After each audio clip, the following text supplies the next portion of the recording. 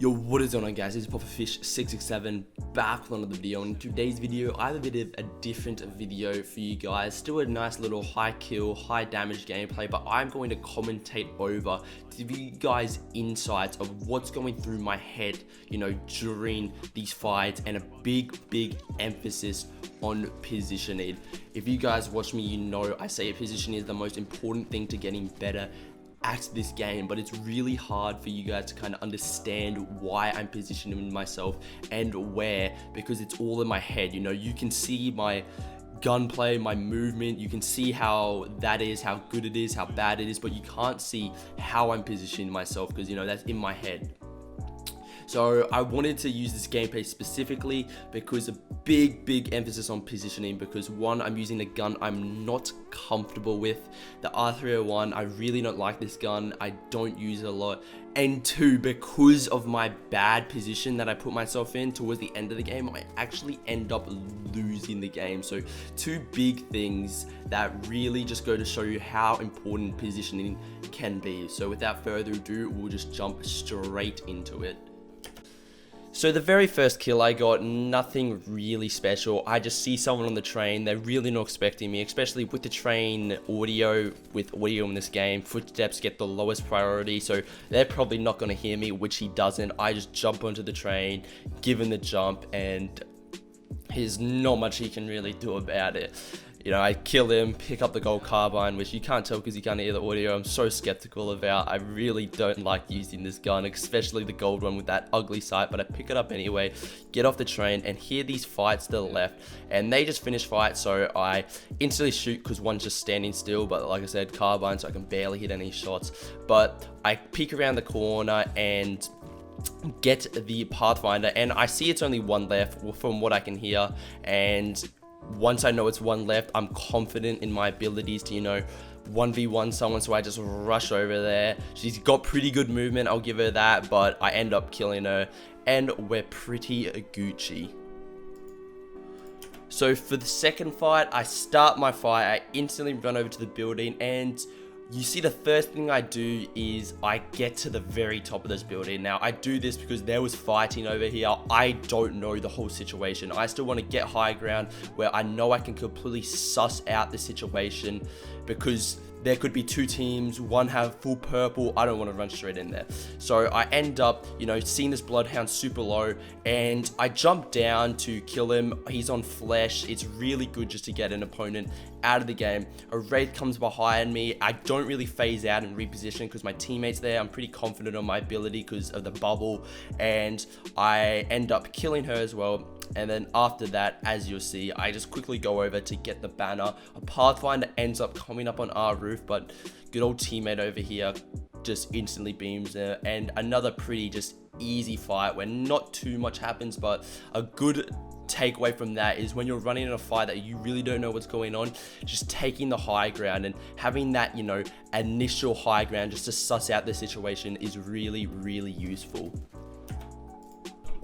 So for the third fight, I hear some fighting and the other side are sorted. I go straight over, I want kills, and I catch this wraith running out in the open. I probably could have hit her more, but like I said, I really don't like the R301. I'm bad at using this.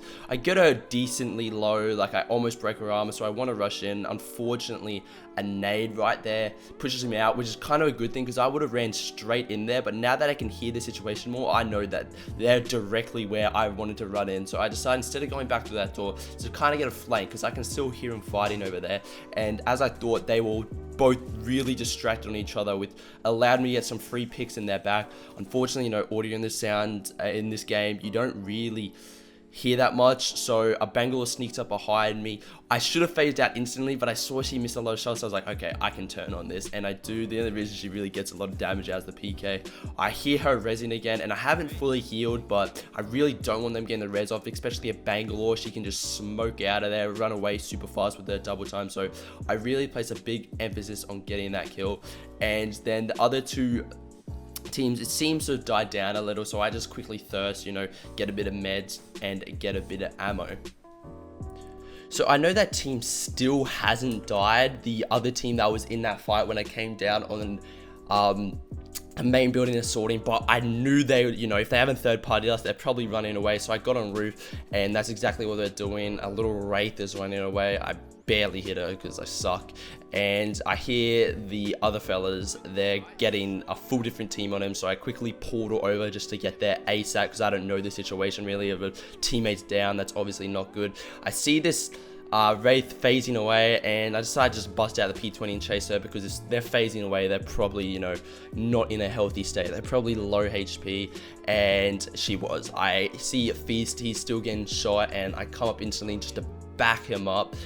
But just looking at it, I realized, well, this isn't too much of a threat. I think Feast has got this under control, which he does. He kills someone, only had white armor, poor guy.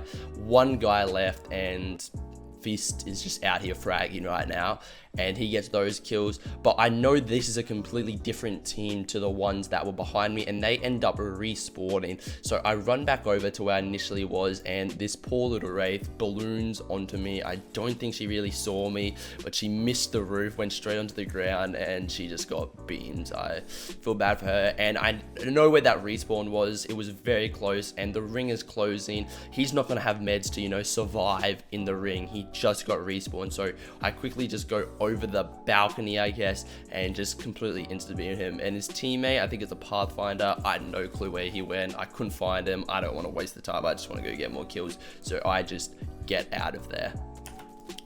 So coming up to the next fight, I did skip the 11th kill just because it was literally me just putting like 2 bullets into this random ass crypto. So I just want to skip straight to this fight, and I pull up to this fight, and usually when I go into capital buildings, I don't jump just straight into it like I do because it's the most expected route. That's what you're gonna think everyone's gonna do. I usually jump up the side pillars, which I end up doing anyway because I beam that Watson, and I know she's not going to expect me climbing up the sides because she's going to think I'm going to run straight, to that zip line and go up that, which she does, and I end up killing her because she's just not expecting it. She's not expecting me to put myself in that position, and I know I don't want to go up the zip lines to reveal my position, so I quickly just, do some mantle and climb up the complete side of the building, and I realize they're not on roof, so I'm just seagull box, I get a bit of like bit of bot in me and just go straight to the box even though team is fine. I see this guy down there. He doesn't even know I'm on the top,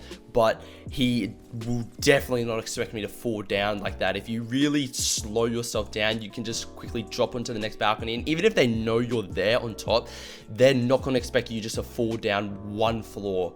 And I end up doing them, shooting in the back. There's nothing to do. I can hear people on bottom floor, so I end up dropping. I try to drop onto the balcony that the Wraith was on, but I end up missing, and I drop on bottom floor, but lucky the Wraith dropped on me as well. She really just went all in. I don't know, she was a bit too overconfident, I guess, and she ends up just getting insta-beamed.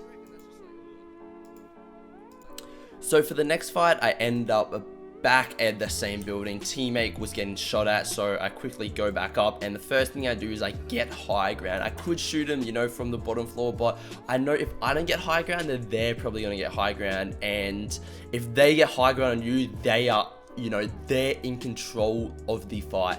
The Jibby ends up throwing an ult to me, which isn't that good. I think I try to tank it, but I still get hit a little, but I've got 10 batteries and gold armor, so I am healthy up here. I do not want to give my enemies high ground, and they end up running down below. Poor Feast probably got no footstep audio from the Jibby ult, and I know I have to act on this quickly, this kill right here, because Feast probably got him low. He's a good player, and that team still hasn't reached me, the other players of the team, and this might see very, very like unnecessary, but if I don't kill that guy, they're both gonna rush me from the team. I know there's 2 more, and if one gets me weak and I have to run away, that means one can chase me while the other reses, and that's just not what you want. This Bloodhound ends up climbing up the side, which I don't see too many people do. I'll give him props for that, but I hear him, I'm expecting it, and I just beam him, and then that Jibby pulls off, best teammate of fucking 2020. He gets the insta res, and even though I hear the Jibby drop down, I see him drop there, I instantly go up because I know I do not want this guy landing on that box on the top and getting armor, so I want to try and knock him as quick as possible, put it back in a 1v1. I end up missing a couple shots. I get him low, but the Jibby comes up, and I instantly phase out. I'm out of ammo. I do not want to fight a Jibby with a P20 while he's still got armor, so I instantly phase out, drop the battery as I'm going down just to save time. I know that Wraith is going to go back for her loot, so I instantly go up and beam her. She's already low, she wouldn't have time to pop meds. And the Jibby comes up trying to save her. I beam him a bit, he beams me. I know because we traded around equal damage, he's still going to rush me, so I go around, and instead of keep running, I jump on top where he's not going to expect it and end up just killing him.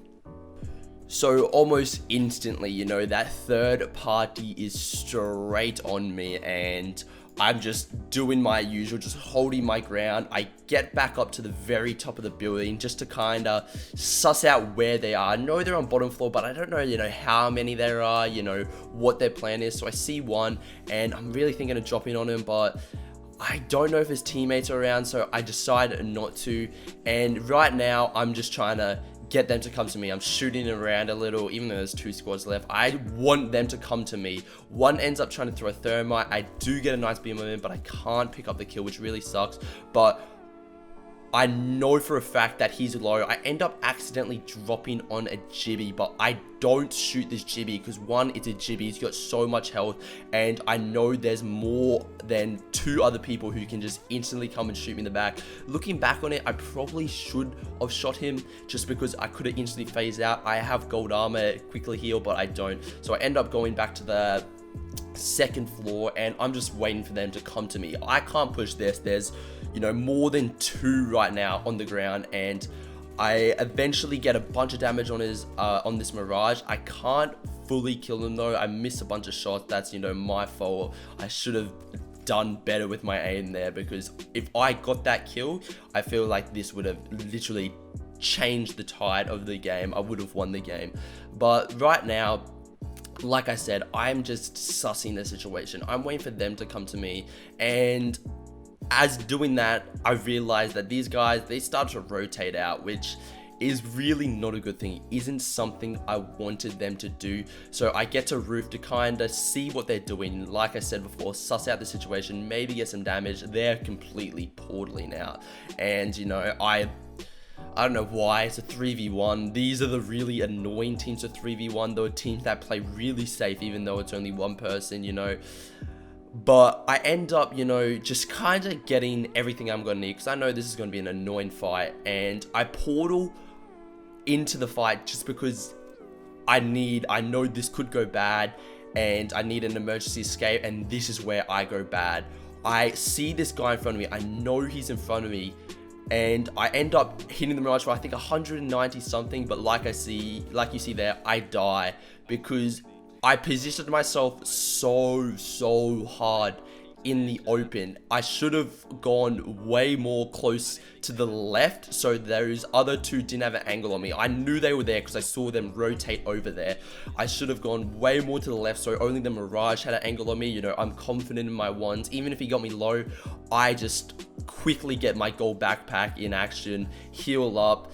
But, you know, you make mistakes. I end up with 17 kills, 4.8 thousand damage, 4.9 basically. It was a really good game, but like I said, if you make one wrong decision with your positioning, it can be completely over for you. I hope you guys enjoyed this video, and it really just goes to show you how good positioning can be. You know, in this game, there were a lot of times where I just missed shots. I should have hit more.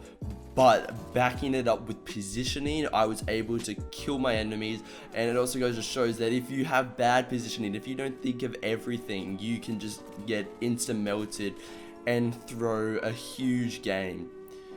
But, you know, I hope this gives more insight into how I play, you know, how I'm thinking when I'm playing. You know, obviously, you're not going to be able to just watch this video and kind of mimic everything I do, but I feel like a lot of you guys will still be able to just know how important position is, and maybe really have more of an emphasis of, you know, putting the best positioning you can have possible into any fight you go into. So that is it from your boy. Make sure to smash that like button, a comment, turn on notifications, all that stuff, and I'll catch you all in the next one.